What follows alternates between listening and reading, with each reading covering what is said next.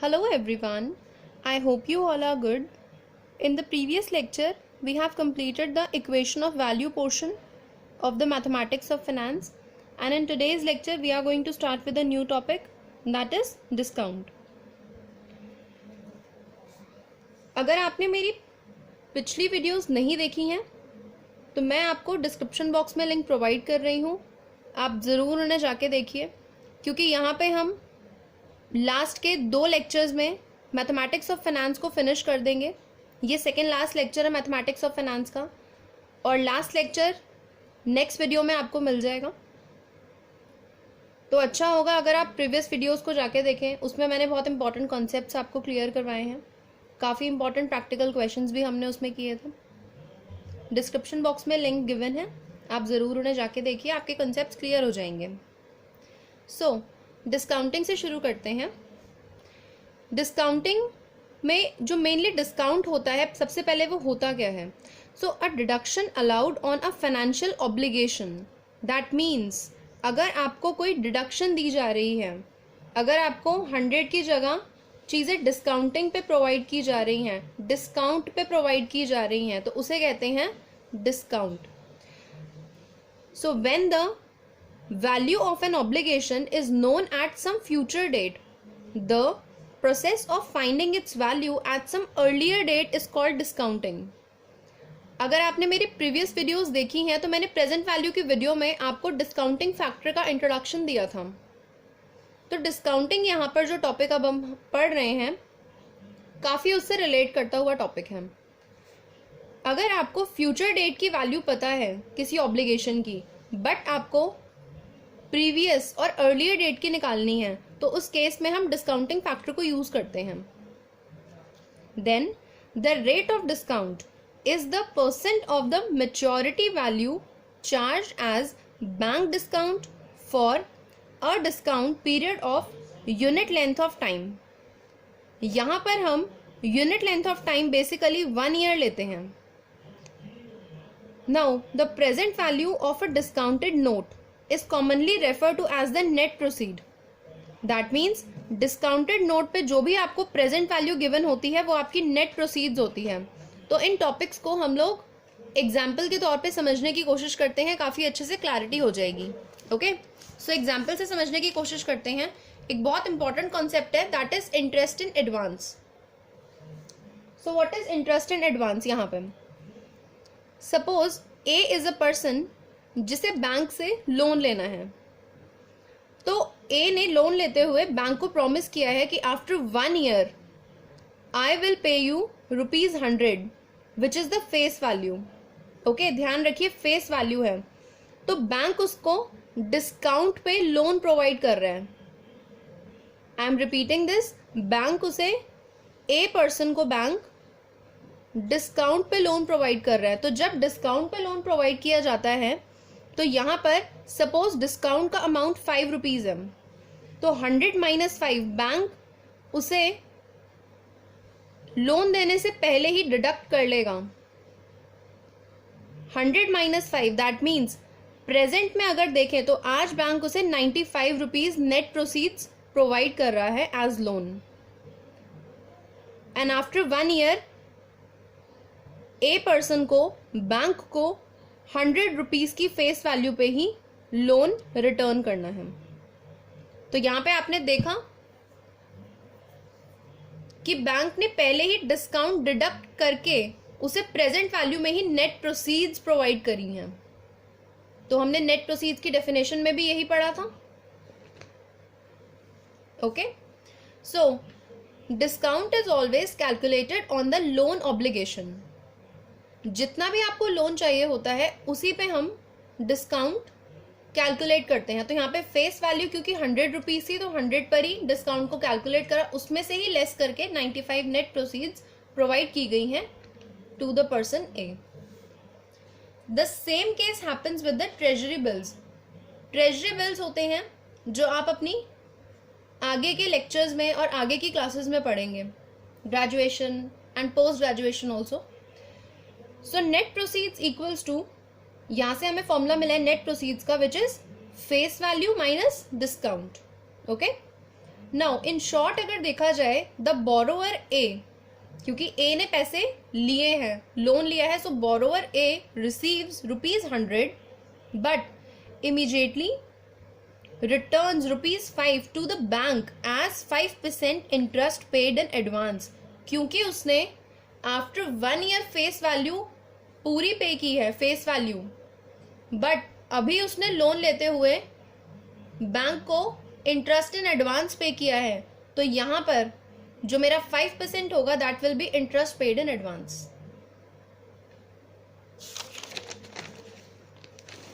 यहाँ पर दो कॉन्सेप्ट्स हमें मिलते हैं, discount and interest. So discount and interest की अगर हम बात करें तो यहाँ पर discount and interest are two different ways of looking at the same problem. For example, discount on a note for ₹100 due in a year at the rate of discount of 5% per annum is ₹5. Okay, इस case में net proceeds 95 है। ये same वही case है जो अभी मैंने आपको ए और बैंक के केस में समझाया है with the example. However the सेम ₹5 may be treated as interest on 95 rupees for 1 year, क्योंकि बैंक ने उससे पहले ही चार्ज कर लिया है। सो 95 पे जो 5 है वो इंटरेस्ट हम लोग ले सकते हैं। Therefore, corresponding to 5% per annum rate of discount, the rate of interest per annum will be discount upon net proceeds into 100। तो यहाँ पर अगर मैं rate of interest कैलकुलेट करती हूँ तो rate of interest discount upon net proceeds, discount as 5, net proceeds as 95 and into 100 which will be 5.26%। तो क्योंकि डिस्काउंट और इंटरेस्ट देखा जाए तो दोनों टॉपिक्स हमें थोड़ा अलग लगते हैं, बट क्योंकि एक ही प्रॉब्लम के सॉल्यूशंस या फिर एक ही प्रॉब्लम से रिलेट कर सकते हैं। आई होप कॉन्सेप्ट आपको क्लियर हो गया होगा। तो चलते हैं क्वेश्चंस की तरफ।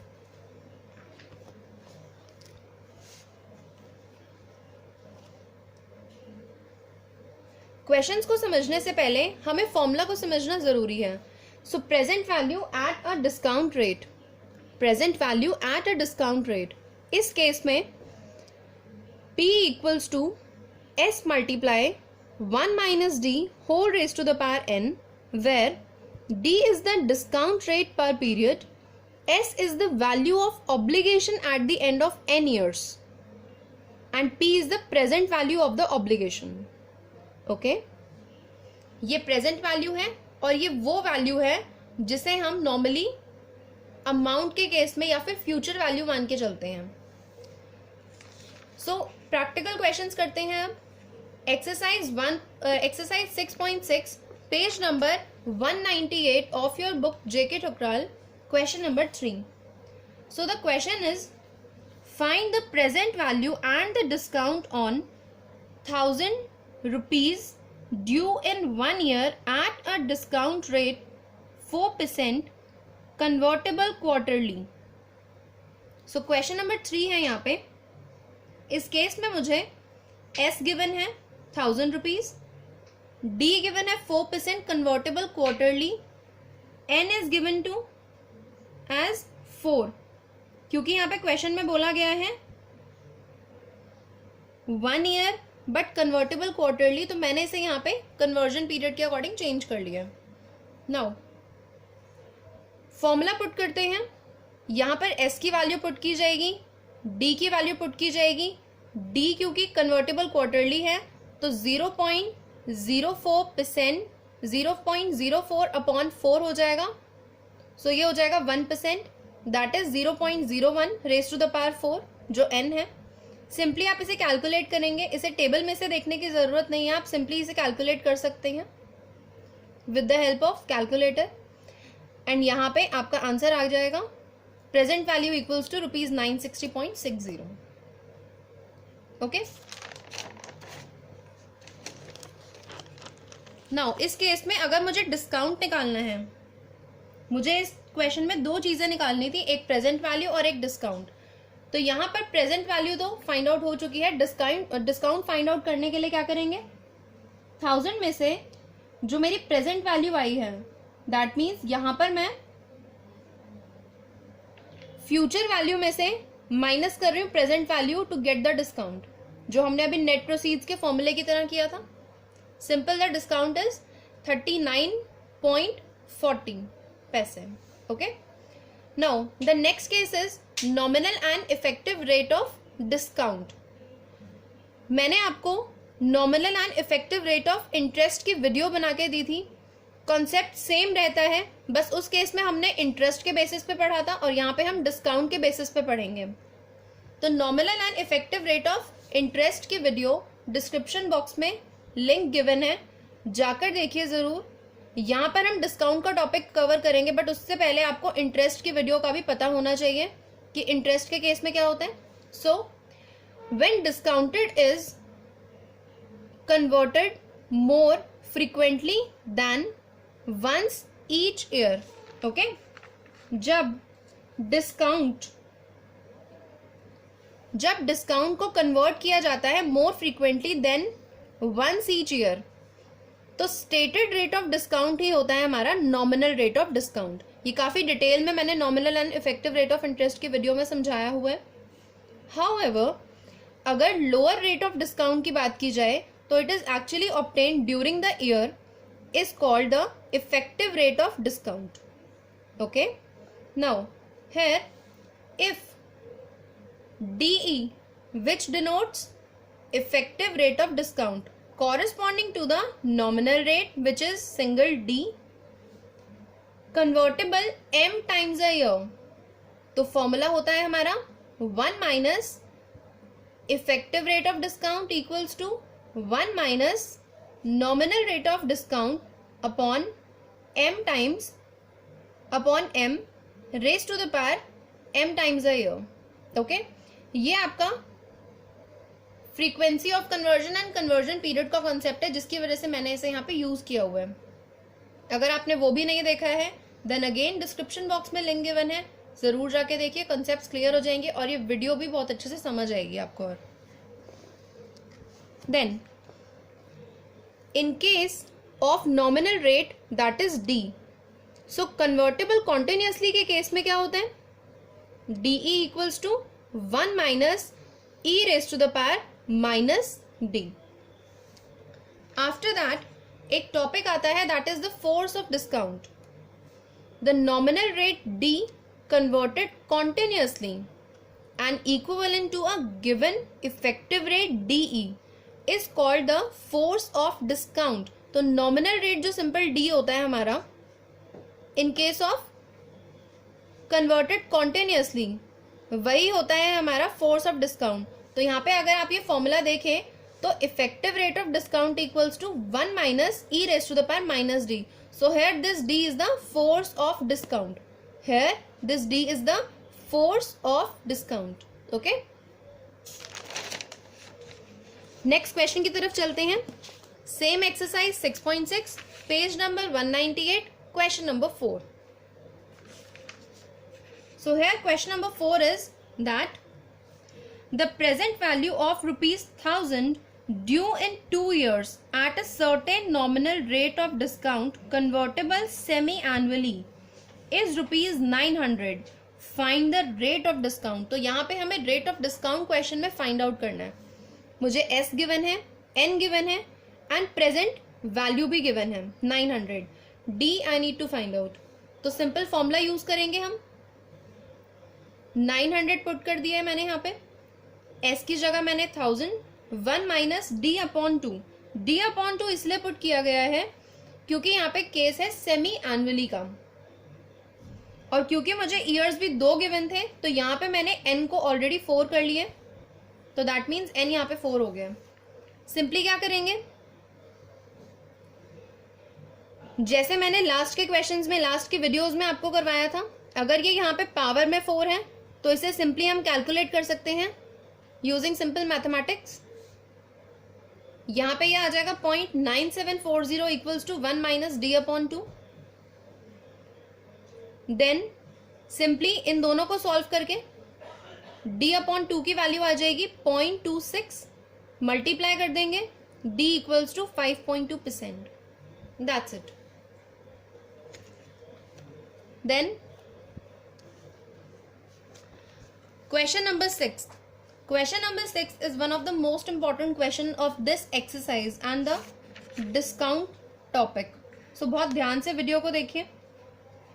Question है the amount of ₹1 in 1 year at a certain nominal rate of interest plus the present value of ₹1 due in 1 year at the same nominal rate of discount, both rates convertible quarterly, is 2.00480032.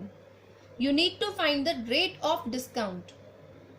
यहाँ पे मुझे दो cases given है. सो सबसे पहले हम कर लेंगे let R be the nominal rate of interest respectively discount convertible half yearly. Okay,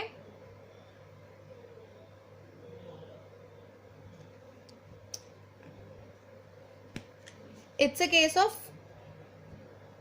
convertible quarterly. Sorry for that. So let R be the nominal rate of interest respectively discount convertible quarterly. Therefore interest rate respectively discount rate per period. यहाँ पर मुझे let करना पड़ेगा I equals to R upon 4, क्योंकि calculation आगे थोड़ी C complex हो जाएगी. अगर आपने इसे r अपॉन 4 ही पुट किया तो थोड़ी सी कंफ्यूजन हो सकती है और कैलकुलेशन वाइज भी आपके लिए थोड़ा टफ हो जाएगा. तो बेटर होगा कि आप i को r अपॉन 4 लेट कर लें, बाद में हम इसे यूज कर लेंगे. ओके, एक बार मैं आपको क्वेश्चन दिखा देती हूँ ताकि और क्लैरिटी आ जाए. The question is the amount of ₹1 in 1 year at a certain nominal rate of interest. तो सबसे पहले हम इसको ही देखते हैं. तो मैंने यहाँ पे इसे लिखा है 1 + i raised to the power 4. ये हमारा सिंपल फॉर्मूला होता है. एंड प्लस करना है इसके साथ present value of ₹1 due in 1 year. So 1 - i raised to the power 4 equals to, मुझे यहाँ पे गिवन है 2.00480032.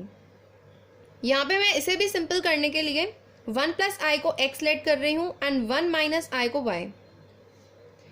देन यहाँ पे फॉर्मूला पुट होगा हमारा x raised to the power 4 + y raised to the power 4 equals to x raised to the power 2 minus y raised to the power 2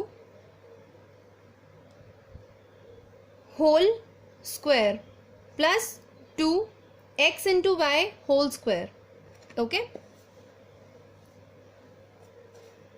after that यहां पे मैंने सिंपली ये फॉर्मूला पुट किया है, इनकी वैल्यूज पुट कर दी हैं.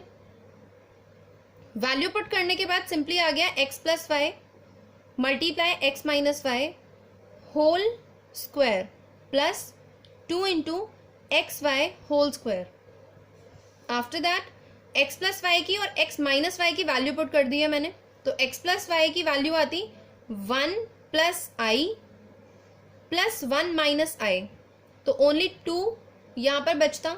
और अगर मैं इस केस में x + y में x - y की वैल्यू यहाँ पे पुट करती हूँ तो that will be 1 + i - 1 + i, क्योंकि माइनस की वजह से साइन चेंज हो जाएंगे. Then that will be 2i. अब इसका अगर होल स्क्वायर किया जाए तो आएगा 16i². Same thing with that x y की वैल्यू पुट कर दी है. तो यहाँ पे सिंपली फॉर्मूला लग रहा है a + b a - b that is a² - b². यहाँ पे क्योंकि होल स्क्वायर एक और था तो इसलिए फॉर्मूला लगेगा a - b होल स्क्वायर का, वो भी यहाँ पे पुट कर दिया गया है.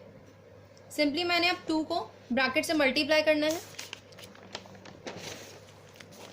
2 को ब्रैकेट से मल्टीप्लाई करके मेरा आ रहा है 2 + 2i raised to the power 4 - 4i² और साथ में 16i². सिंपली इसको सॉल्व करेंगे सिंप्लीफाई करके. ये इक्वेशन आएगी मेरे पास. देन 2 यहाँ से मैं कॉमन निकाल लूंगी तो मेरे पास ब्रैकेट में बचेगा I raise to the power 4 plus 6i² plus 1 और यहाँ पे 2.00480032 डिवाइड कर देंगे ले जाके तो मेरे पास सिंपल ये इक्वेशन आ जाएगी एक। इसमें हम सिंपल रूट्स का फॉर्मूला लगाएंगे जो हम क्वाड्रेटिक इक्वेशन के रूट सॉल्व करने के लिए लगाते थे in 10th class. So d equals to b² minus 4ac। मैंने यहाँ पे इनकी वैल्यू पुट कर दी है। 6 is the b, 1 is the a and c is this. Then roots का फॉर्मूला क्या होता है? Minus b plus minus under root d upon 2a। तो उसकी वजह से मैंने यहाँ पर ये नोट कर लिया। d equals to b² minus 4ac का फॉर्मूला जो है वो सिर्फ इतने में पोर्शन में लगेगा और ये जो पूरा फॉर्मूला यूज किया है मैंने रूट्स का फॉर्मूला यूज किया है। आफ्टर दैट i² की वैल्यू यहां से मैंने पुट की है तो यहाँ पे मेरा जो क्वेश्चन है इतना सॉल्व हुआ है। Then -3 plus minus 3.0004। अब यहाँ पर क्योंकि माइनस है बीच में तो दो वैल्यूज आएंगी, एक वैल्यू होगी नेगेटिव की और एक होगी पॉजिटिव की। नेगेटिव की वैल्यू को आप रिजेक्ट कर देंगे एंड पॉजिटिव की वैल्यू आएगी। पॉजिटिव की वैल्यू के साथ मुझे इसे सॉल्व करना है so that will be i² equals to 0.0004। Square निकाल देंगे, square root sorry, so i will be 0.02 as i equals to r upon 4 जो हमने स्टार्टिंग में लेट किया था। अब मैं इसे सिंपली सॉल्व कर दूंगी क्योंकि मुझे r की वैल्यू निकालनी है यहाँ पे, तो मल्टीप्लाई कर देंगे 4 से। 0.02 इंटू 4 इज 0.08 दैट इज 8%। सो 8% आपका यहाँ पे आंसर आ गया। आई होप आपको वीडियो अच्छे से समझ आ गई हो। लास्ट क्वेश्चन जो मैंने करवाया है वो काफ़ी इंपॉर्टेंट क्वेश्चन है। इस तरीके के क्वेश्चन एग्जाम में अक्सर पूछ लिए जाते हैं तो अच्छा होगा कि आप अगर इसकी प्रैक्टिस करेंगे अच्छे से तो आपको और अच्छे से क्लैरिटी आएगी। प्रीवियस वीडियोस को ज़रूर देखिए, डिस्क्रिप्शन बॉक्स में लिंक गिवन है। ये वीडियो पसंद आई हो तो लाइक ज़रूर करना, अपने फ्रेंड्स के साथ शेयर करिए। चैनल को सब्सक्राइब नहीं किया हुआ है तो सब्सक्राइब करिए क्योंकि सारी आपकी काम की ही स्टडी से रिलेटेड वीडियोस मैं प्रोवाइड करती हूँ। तो मिलते हैं नेक्स्ट वीडियो में। Next video mathematics of finance की लास्ट वीडियो होगी।